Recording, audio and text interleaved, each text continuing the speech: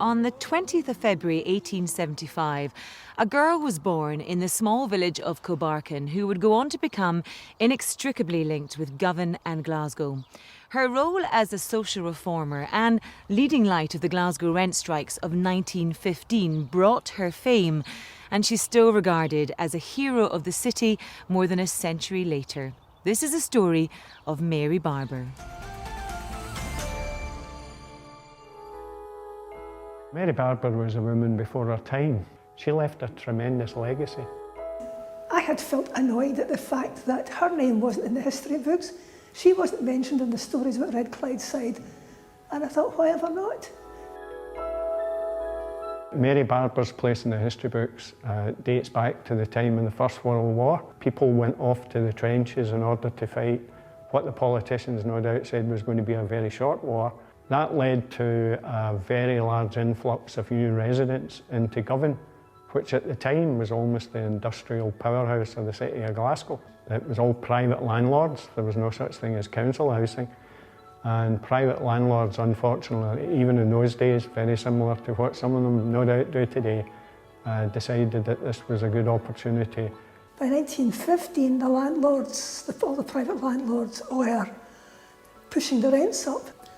And so they thought, well, if the sitting tenant won't pay the extra money, somebody else is going to, because there was a desperate shortage of housing. And so they thought they would get away with that. But they didn't reckon with Mary Barbour. Mary Barbour had been born in Kilbarchan and moved to Govan in the early 1910s. She and other women joined her in a big campaign to say, we are not going to pay the rent. We will not remove, we will not pay the rent. At number 10, where you'll see a plaque above the close, it shows where the women fought off the private landlords from trying to evict a tenant. And they did this all over the city. The close would fill with women coming down from the flats just with whatever they had to hand, whether it was flour, whether it was water, whether they just came down themselves and to prevent the eviction from taking place, and that typically the bailiff would flee the building rather than serve the eviction notice. They tried taking some of the tenants to court. She organised a march of 20,000 people through the streets of Glasgow to the court. They came from all over, from as far away as Clydebank. Men left their work to come and join in. And the sheriff phoned the Minister of Munitions, Lloyd George, to let him know that the court was absolutely encircled, and what should he do? He was told to drop the cases, and legislation was on its way. And within a month, the Rent Restriction Act was in place.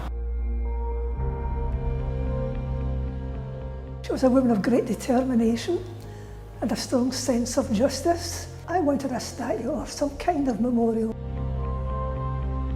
As treasurer, I came up with a figure for the entire project of £110,000 that we were going to need. And the people of Glasgow have really responded to this campaign. We would invite 6 sculptors to prepare a maquette. And so we gathered these together and realised which one was the clear winner. Because it shows her leading a movement, I think really captures what she was about. She could never have done it on her own, but the fact that she was able to inspire so many people.